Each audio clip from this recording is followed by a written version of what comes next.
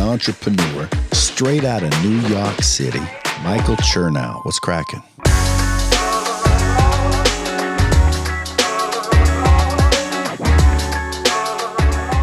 Imagining your ideal life at some future old age is a really powerful exercise, because what it does is it clarifies all of your actions and what they need to look like in the present. One of the biggest challenges people face is, I kind of know where I'm heading, right? Like, I have my North Star, I have my compass, but I don't know what that means. Like, what should I be doing today? What should Michael be doing today? What should Sahil be doing today to drive towards that future? It's confusing. But when you think about what your ideal future end state is, all of a sudden, you really clarify that exactly what it looks like. You can break down, okay, what does that mean I need to be doing on a daily basis? What up, y'all? Welcome back to the Creatures Have a Podcast. Today's guest is a dude that I've wanted to meet in person for a long time. Not only is he incredibly handsome and fit and smart and went to Stanford and played baseball there and did all these awesome, incredible fucking things and ran his first marathon in 2 hours and 57 minutes after only training for 6 months. Actually started running 6 months before his first marathon and did a sub 3 hour marathon as his first showing there, which is ridiculous and really just like I don't know anybody that's ever done that, actually. So I'm really, really excited to introduce Sahil Bloom. We've got a lot to talk about. We have a lot of friends in common. It's been a long time coming. My brother, welcome. That's easily the best podcast intro I have ever had in my life. I need to figure out how I can bottle you up and just bring you around with me everywhere I go. It'll cost you a pretty I know it's penny, gonna man. cost. It's gonna cost me. I got to figure out what your hourly rate is for all my intros from here on out, though. I appreciate it. You also have an awesome podcast that I love that is like truly, if anybody wants, like this podcast is considered in my mind like short form bite size. Yeah. Your podcast is true bite size. Like you're in like the 4 to 10 minute bite size chewable pieces of content that I love, because I could be on the train and pound like 5 of them. Yeah. 3 of them. The funny thing about it is it wasn't, I honestly, until recently, didn't even know it was a podcast. So I had this newsletter, the Curiosity Chronicle, that I've been writing since like May of 2021, maybe. So like I don't know, two and a half-ish years. Every single week, I've sent it twice a week. A bunch of people hit me up and were like, oh, hey, we want to listen to this rather than having to read it, because I don't like reading something that, takes 7-8 minutes to read. Everyone's attention span is shot to hell. So I was like, cool, I'll record it and I'll just embed the recording into the email send. So I started doing that. The only good way to do that is with this thing called Transistor, which apparently uploads it to all the podcast platforms while also giving you the embed link. So I had no idea, but this thing was getting uploaded to like Spotify, Apple Podcasts, all over the place. And then I looked and it was like pushing 1 million downloads across all this stuff. And I was like, oh, damn, I had no idea that people were actually just listening to it as a podcast version all this time. So that's what it is. I haven't done anything with it. I don't know what to do. By the way, the guy runs a sub 3 hour marathon for his first one and then just like kind of somehow ends up with a podcast that's doing millions of fucking downloads. It's been a wild ride, man. Come on, bro. Wild ride. We're having fun. We have a friend in common, Brian Mazza, savage. Absolute savage. You're gonna go see that man, and a great dad. Yeah, great dad, great guy. I want to kick this off. You had mentioned right before we started recording, like fitness in life, which I think is actually a really fun topic to talk about. The Creatures Have a Podcast is really sort of predicated on giving like habits that people can easily implement into their lives, as opposed to like story podcasts. We're getting to know who you are, which is great. We'll do that. People can find out who you are by looking that stuff up. I want to get like real value from you while I've got you here. So I do want to talk about the fitness and life stuff, because I think that's like something that we all need to start practicing a little bit more, not just fitness in the gym, fitness on the street, fitness in life in general. But there's something that I listened to one of your podcasts actually earlier today that really intrigued me in regards to gratitude. And you talked about the gap between where you were and where you are now. And sometimes when I talk about gratitude to people, because I do believe in gratitude, even though sometimes I have a hard time wrapping my head around it, and sometimes I don't actually like buy it, I still do it every single day. I've never actually done that. I've never actually said, okay, here's where I, like, if I'm struggling to actually believe the words that I'm either thinking about or coming out of my mouth or writing it on paper in terms of gratitude, what I have, not what I want, but what I have, going back 5 years and looking at like what I've become over the last 5 years. what I've done over the last 5 years as a way to say, okay, dude, like, doesn't matter if you could believe or not, your growth over the last 5 years is real. Can you just talk about that for a little bit? Yeah. Mental time travel is an unbelievably powerful tool for your life. And the whole idea is we are wired, you and I are the same, and there's going to be tons of your listeners that are this way. Highly ambitious people, constantly driving for the next thing, trying to accomplish whatever the big next goal is, losing sight of all they've accomplished and feeling like they're never enough. You have that feeling like whatever you've done, too bad, like I haven't done the next thing, and there's someone that's done more than me. You feel that way constantly. Mental time travel is this exercise where you basically pull yourself out of the present and zoom out to the past and zoom to the future. And you can do it two ways, right? So you zoom to the past and you just think about how blown away your younger version of yourself would be at all you've accomplished today. So just think about 5 years ago, 10 years ago, 15 years ago, how that younger version of Michael, that younger version of you, would look and see where you are today and say like, holy shit, you've done a lot. And that feeling immediately instills this sense of gratitude in you that like, okay, I know that I'm ambitious. I know I want to go and accomplish more things than what I've done today, but my God, I've done a lot. Like I have created a huge gain from where I was to where I am today. And then the next level is you zoom to the future and you think about your 80-year-old self, your 90-year-old self, and how much they would give anything to be back in the present moment where you are today, experiencing whatever stress or bullshit you're having to deal with that's hurting you today and that's giving you that anxiety and making you feel that way. Your older self would give anything to be back in this present moment and getting to experience that exact thing. I think that perspective is amazing. I think that, and there was another thing that you had mentioned in the podcast that I think is important to point out, that like when you're zooming towards the future and you're thinking about yourself as a successful person potentially in the future, what attributes will it take to actually get there in that future self? So think about what it is necessary for you to actually, and this might be, I might be mashing up two of these different podcasts because there was another one that you were talking about goals that I also want to talk about because I thought it really sparked some inspiration for me. But if you were thinking about wanting to be this person, yeah, what are the things that you would attribute to the success that person has accomplished? Yeah, imagining your ideal life at some future old age is a really powerful exercise because what it does is it clarifies all of your actions and what they need to look like in the present. One of the biggest challenges people face is I kind of know where I'm heading, right? Like I have my North Star, I have my compass, but I don't know what that means. Like what should I be doing today? What should Michael be doing today? What should Sahil be doing today to drive towards that future? It's confusing. But when you think about what your ideal future end state is, all of a sudden you really clarify that exactly what it looks like. You can break down, okay, what does that mean I need to be doing on a daily basis? An example of that, I sat down and I literally sketched out what does my ideal day look like at 80 years old. For me, it was sitting on a porch next to my wife, a bunch of friends coming over for dinner, my kids sitting next to me, chatting, grandchildren playing out in this big yard, all of us smiling and laughing, right? There's not a whole lot about that involves like private jets, money, yachts. Like, yeah, you need a house, you need a yard, but there's not a lot about money. There's a lot about loving relationships with my wife, with my kids, with my grandkids, with my friends. And there's the happiness that comes with that. And so for me, what does that mean in the present? Well, I can't expect to have a loving wife by my side at age 80 if I'm not being a loving and supportive partner today, right? That would be ridiculous. I can't imagine that I can have loving kids who want to spend time with me when I'm 80 if I'm not a supportive dad today and every single day. Same thing with friends. If I'm not a loyal friend to these people today, how can I expect those friends to want to come hang out with me and have a big dinner with me when I'm 80? So all of a sudden, like creating this ideal version of what your day looks like in the future can actually inform how you should be acting. Like what are your daily non-negotiables, the things you really need to focus on in the present? And it doesn't have to be crazy or like dramatic things. Those are like basic tenets of how you want to live. Like what are they for you? I mean, for me, every single day, I want to make sure that I am giving the people that I love the time and energy that I feel like they deserve.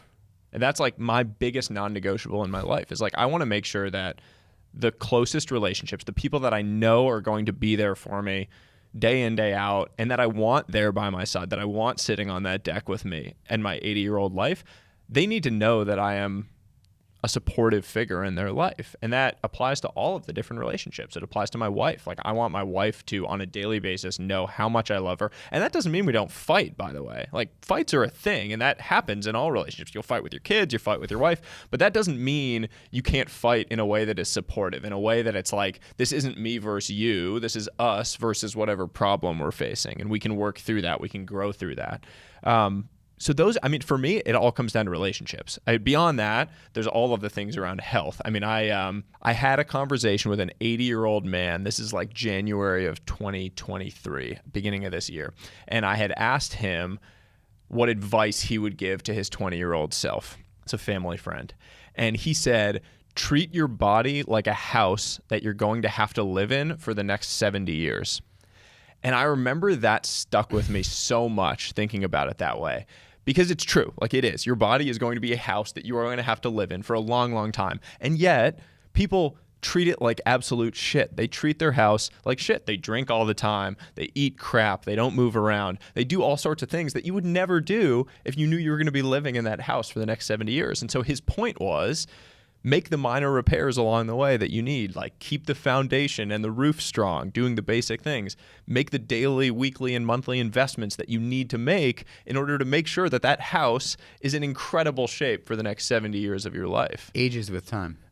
Ages well with time. And some houses do age well with time. And if you do those things on a daily basis, you see that in people's faces. I just went to my 10-year college reunion, and I was blown away that, like, we're all 32 years old. But some people looked 55 and some people looked 30. Like, why do you think that is? Well, your daily habits show up on your face after 10 years. Whatever you're doing on a daily basis shows up on your face after 10 years, and you can tell. So what better reason to start focusing on the right things now? You know, a few things that you said that I want to touch upon. One is, I think we have way more in common than I even knew. My number one priority in life is breakfast every morning with my wife and kids, and dinner every night at 6 p.m., period, unless I'm traveling, which I try to do as little as possible, outside of a vacation with the family, which I try to do as much as possible.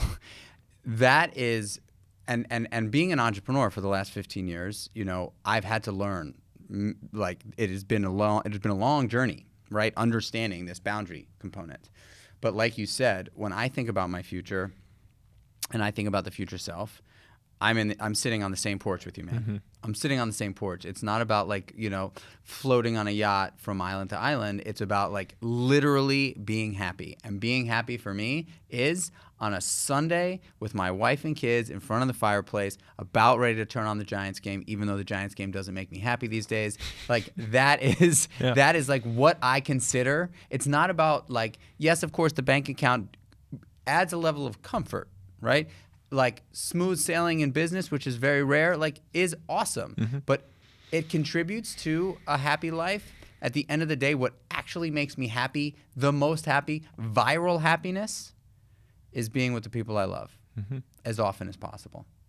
And I think it's been studied, actually, that is ultimately the catalyst to true success.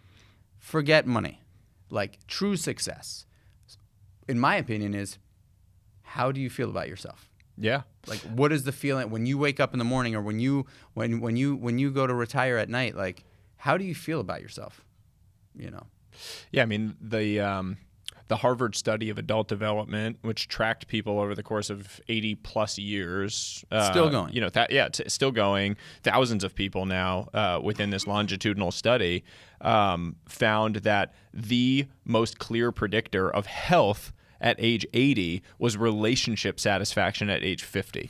So how you felt about your relationships when you were 50 years old was the most important predictor, more important than whether you smoked, more important than your heart health, like more important than all of those things for how you actually were physically at age 80. Like, what better proof do you need that that's the most important thing? I think it's also important to bring up, and this is something that I have some level of experience with. I happen to be like I love people. I genuinely love people. But I will say, I'm in my early 40s now, and it is it's harder to make new friends as you get older, right? It's harder to make new friends as you get older because you're not just making a friend.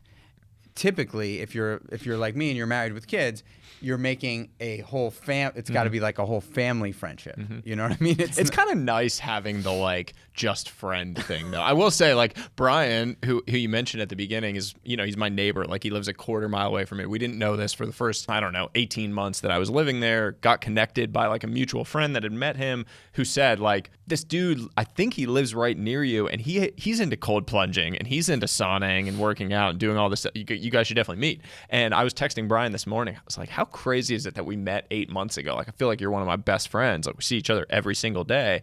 And we don't, our kids aren't the same age. He's got older boys, and like we're friendly as families, but we haven't turned it into like every single time we hang out, it's a whole family gathering. Because Brian and I, like, we work out together. That's a thing. And I do think there's a value in having relationships that are separated, because then we can talk about stuff that you wouldn't be able to talk about when you're in a group setting, right? Totally. Like you talk about relationships, talk about your kids, talk about stuff that you might not feel comfortable with if it was in a family setting. So it is important to have different types of relationships in your life and have those like friendships that can be both. I also think that as you get older, relationship development, specifically personal relationship development, friendship, is way more intentional than it was when you were younger, right? Because you're in environments as a younger person where there's just far more people around. You're doing things that are just far easier to identify on, right? Like as an adult, you're ultimately not in those environments where there's an enormous amount of identification, right? Like you actually intentionally have to make a relationship. And so what I've done, I live in upstate New York now, about 2.5 hours north of the city. I love sauna and cold plunge. And I've got a great, awesome, 6-person barrel sauna. I've got an ice barrel that sits right next to it. And what I've started doing is converting the upstate people into the sauna cold plunge thing. And you're right, they're not coming over to hang out with the family. It's me and 3 or 4 other guys on Thursday night sitting around a fireplace and then going into the sauna and cold plunging, and it's fucking awesome, and I love it. One other thing that I want to talk about before we get into your morning routine is, real quick, this goal thing. I think the goal setting thing that you had mentioned about specifically around the marathon, that you set this big, great goal for yourself, and then you achieved it, and you were kind of like, okay, now what? And you felt like this, like even you were almost even in a less I don't know how to explain the feeling that you were trying to explain in the podcast, but like you felt less excited or less ambitious after the marathon than you did even in training right before it. Yeah, this is, I call it the paradox of goals, which is we set these big ambitious goals, and by doing that, we basically create this perfect storm for unhappiness. Because either you fail to hit the goal, which it's binary in your mind, like I'm either going to hit this goal and things are going to be great, or I'm not and it's going to be awful. And so you fail to hit the goal and you're like, oh, this is terrible, I missed my goal. Or you achieve it and you have this like momentary sensation of happiness and fulfillment that comes from achieving the goal. And really, by the way, the best feeling is like right before you achieve it. It's like the moment before you cross the finish line where you know you're going to do it, but you haven't done it yet. Because right after, you immediately reset to this like, okay, now what? I mean, I woke up the next morning and I felt lost, if I'm being honest. I was like, man, I've been training for 6 months for this. Every morning I knew exactly what I had to do. I knew what I had to eat. I knew what my training was. And now I'm like, okay, what am I training for? I don't want to do another marathon. What is it? What's the thing that's causing me to wake up and be excited physically today?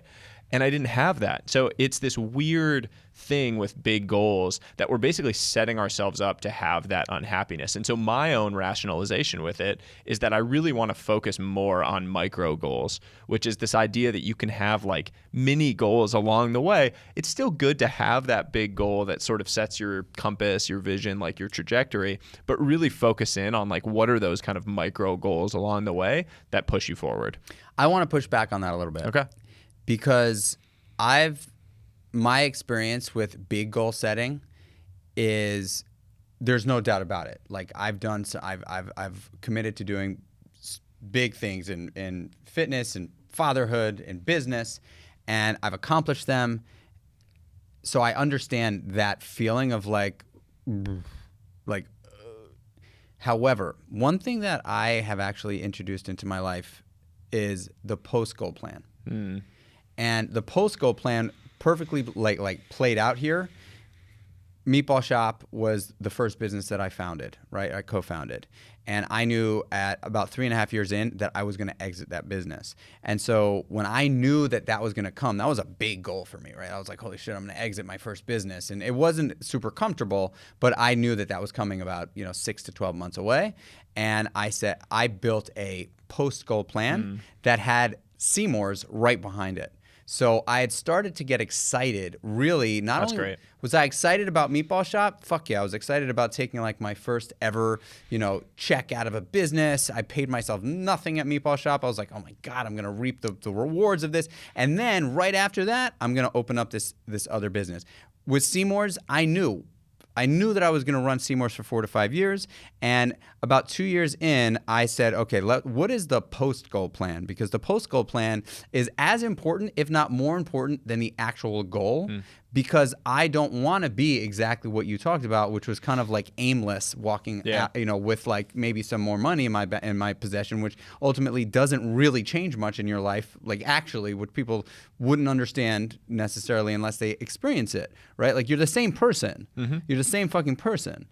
So I think having a post-goal plan. So for me, with Creatures of Habit, I've got the goal, which is 3 to 4 years away, and then I've got the post-goal plan.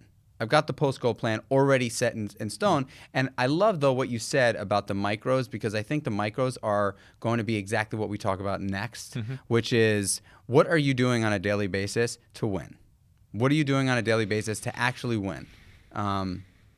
So I'd love to hear what your morning routine looks like. My whole mantra is around, everyone has talked about like do hard things, right? Do hard things because life is hard. And you're going to get hit with involuntary hardship in life. And if you've done hard things all along the way, you are more well prepared when that strikes. And so for me, do hard things means get cold, get hot, move fast, lift heavy shit, have tough conversations. All of those things are hard, and your mind is going to tell you not to do them. And if you can override that on a daily basis over and over and over again, you are so well prepared whenever the involuntary struggle comes into your life. I also am a huge believer on the relationship front, which we talked about a little bit, that shared struggle builds unbreakable bonds.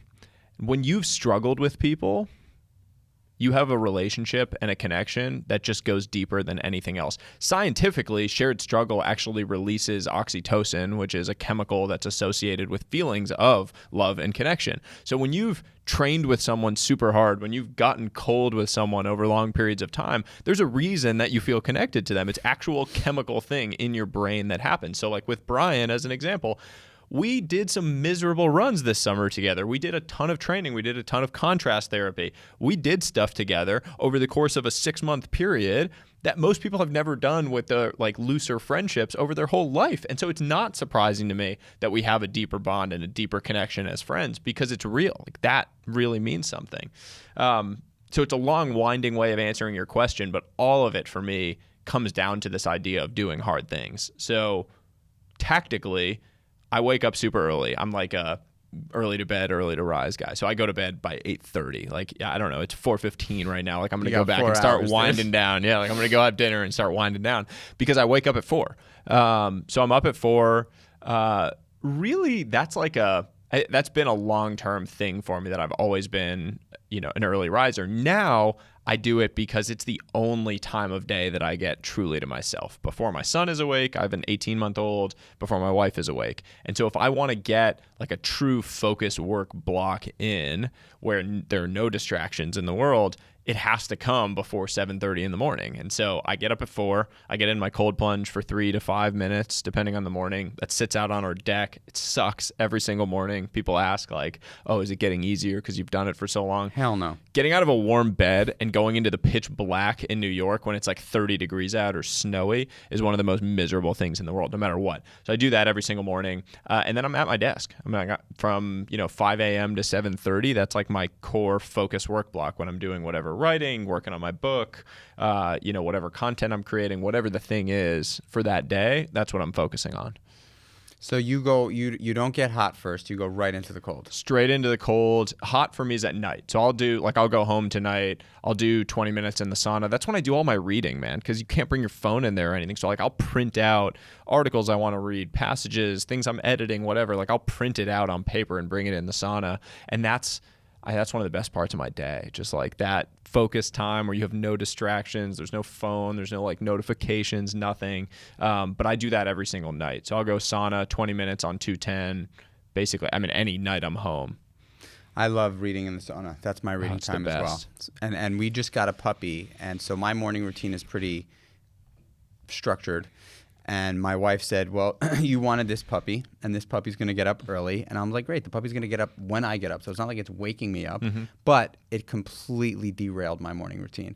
But what's interesting about that for me, which I thought was going to be a little harder to acclimate to, which I'm proud of, is that, like, I'm totally cool. Yeah. Like, I've distilled my morning routine into a super simple, non-negotiable thing that I do when I travel. I'm there. I've been there for the last month. I haven't been sauna and cold plunging every morning. I haven't been red light and meditating. I haven't been doing my reading in the morning in the sauna. I've got like a daily book that I get 3 pages of in the morning at the breakfast table with the family.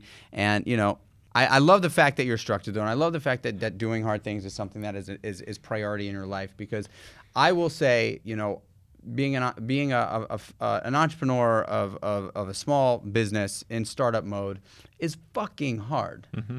It's very hard. It's super duper hard. It's painful, and there's also amazing beauty in it and amazing learning in it.